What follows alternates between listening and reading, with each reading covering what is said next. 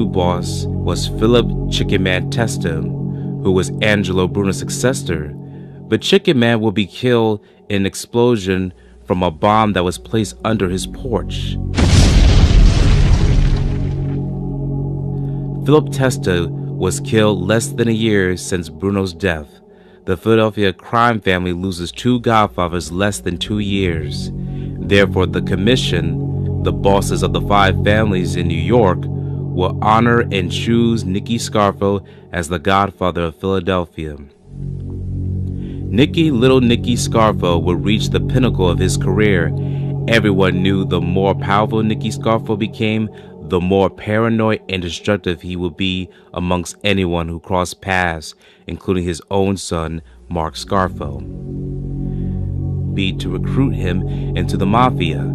However, Mark Scarfo will refuse his father's offers, which would rub Nicky Scarfo the wrong way, but he had bigger fish to fry. Nicky Scarfo and his entourage would improvise a street tax to all criminals to pay a percentage of their earnings to the Scarfo crime family for running any illegal activities. If anyone refused to pay Scarfo's entourage, they would be marked for death. Nicky Scarfo would make the sign of a gun. He would shape his hand like a gun as a calling card to notify his entourage that someone was marked for death, and they would take care of it. Therefore, Nicky Scarfo would lead his entourage into a killing spree. He enjoyed the headlines of the victims he wanted to kill. He enjoyed to smile in front of the cameras while being arrested, and he immersed fear into the criminal underworld. On the other hand, not everyone shared his vision. His own criminal family feared him, along with his own biological family. Mark Scarfo would see his father get arrested numerous times. He would be teased again due to all the negative publicity. He would see and hear all the tragic stories that would surround him and his family. His father would publicly go to war with his arch nemesis, Harry the Hunchback Riccobene, because he refused to pay the street tax. Therefore, Scarfo made the sign of the gun for his men to mark Harry Riccobene for death. Nicky Scarfo and Harry the Hunchback were both incarcerated for other criminal charges. Therefore, the leaders will orchestrate their war behind bars.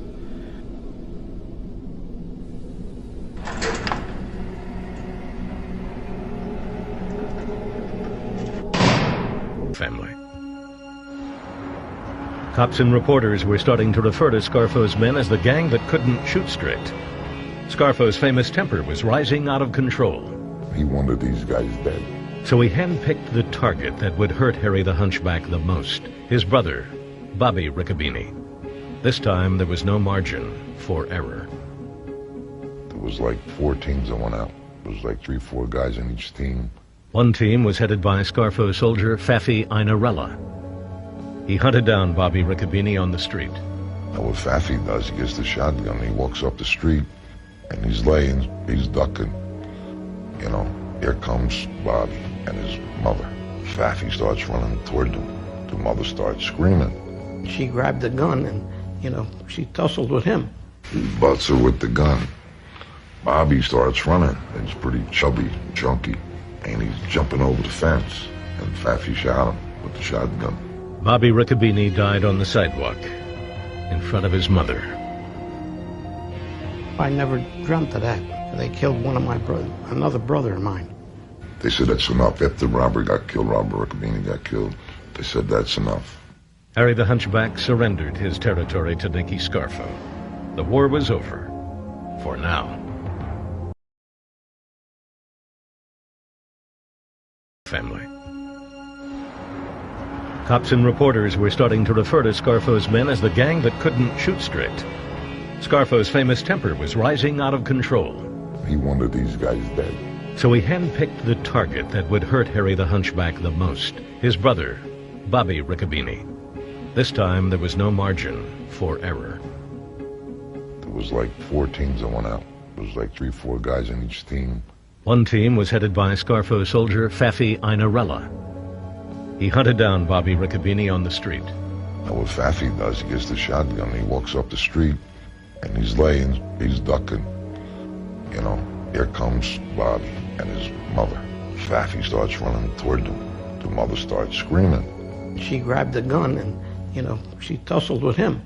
He butts her with the gun. Bobby starts running. He's pretty chubby, chunky, and he's jumping over the fence. And Faffy shot him with the shotgun. Bobby Riccobene died on the sidewalk in front of his mother. I never dreamt of that. They killed one of my brothers, another brother of mine. They said that's enough. After Robert got killed, Robert Riccobene got killed, they said that's enough. Harry the Hunchback surrendered his territory to Nicky Scarfo.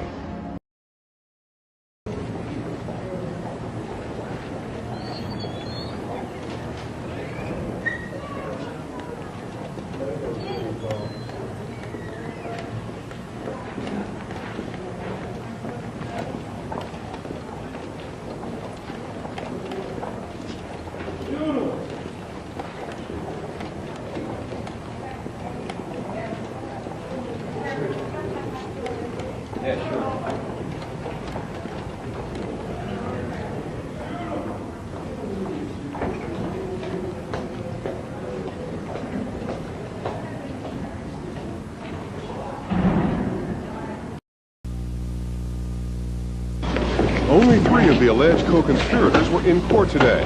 Alleged La Casa Nostra faction leader Harry Riccobene, plus Vincent Isabella and Joseph Casdia. Victor DeLuca remains at Graterford Prison for other crimes.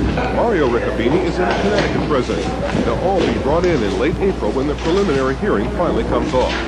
Judge Mitchell Lipschutz continued the case because of the 2 absent defendants and the questions about possible conflicts of interest for defense lawyer Charles Peruto Jr., who now represents Harry Riccobene, but who in the past did some defense work for the DA's star witness, Joseph Padula, the convicted organized crime triggerman who has turned informant. Padula is ready to finger the other defendants in all of this with conspiracy or attempting to murder at least 5 of Philadelphia's top reputed mob figures, including Nicky Scarfo and Salvatore Testa. In May 1982, Frank Monti, a leading mob figure, was murdered. Salvatore Testa was critically wounded in the summer of '82. Assistant District Attorney Arnold Gordon outlined the case they plan to prove. In connection with that conspiracy, they surveilled the movements of Frank Monti and Raymond Martirano, that Isabella supplied the men with a .45 caliber machine gun, 22 caliber rifle with a scope, other guns, that on the day of Frank Monti's killing, Monti was watched by Harry Riccobene, Joseph Casdia, Victor DeLuca, and Joseph Padula, and that eventually Padula shot Monti about 8 times as he returned to his automobile. That Casdia drove the camper from which Padula had shot away from the scene of the shooting. He is pleading not guilty, he is not guilty, and a time will come when all of that will out. You don't believe Padula can finger him? It's my belief that Padula is intending to do that. Whether or not a jury will believe Padula is the important factor here to be considered. The explosive testimony of mob hitman Joseph Padula is now due to be heard in open court on April 24th. At that time, all the defendants will be in court to face their accuser, who was once their alleged co-conspirator and triggerman. Vernon Odom, Channel 6 Action News at City Hall.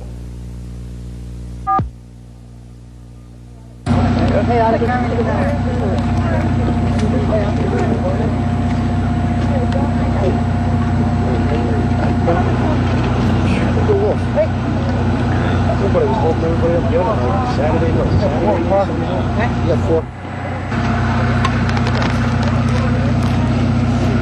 Can't believe it, man.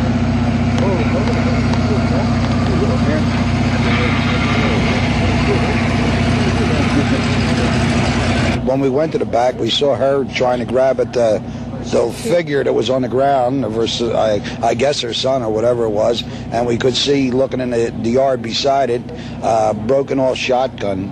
Sawed-off shotgun. Sawed-off shotgun.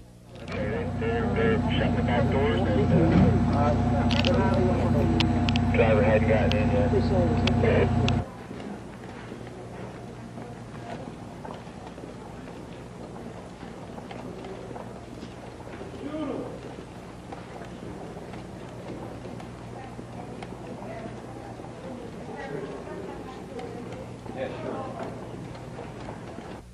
Philadelphia homicide detectives say Robert Riccobene was bringing his mother home from a shopping trip at about 10 o'clock last night.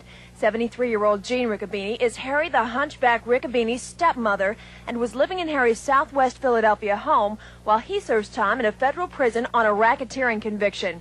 As Jean Riccobene and her son Robert got out of this blue car last night, police say the Riccobenes saw two men approach them with a sawed-off shotgun. The Riccobenes apparently tried to flee, but the gunman caught up with them in a next-door neighbor's backyard. At that point, neighbors tell me they heard a shot ring out. Dolores Pisano tells me she came outside when she heard Jean Riccobene's screams. I said to her, "Can I help you in any way?" And she says, "No, my son, he's shot. And then I heard her say to the policeman then finally came, and she said to the police, "Please help me." She says, I tried to catch him. I stopped him from shooting him, but he wouldn't stop. He just shot him anyhow, dropped the gun and ran. Officials say Robert Riccobene was shot at close range in the back of the head. His mother was slightly injured when the butt of the shotgun hit her in the face. Investigators believe this is just one more incident in the mob war that began when Angelo Bruno was murdered. Certain law enforcement officials tell Action News this hit was not unexpected. Riccobene was warned, in fact, that his life was in danger. I'm Robin Garrison.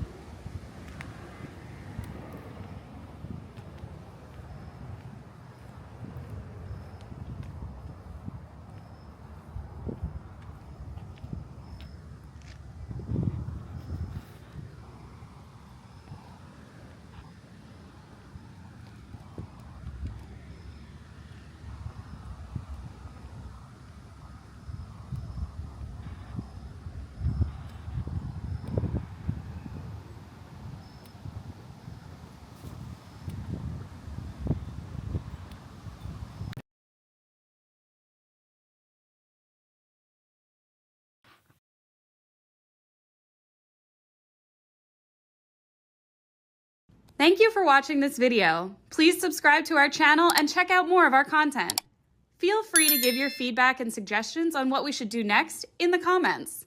This is Infinite Lee Productions. We love ya.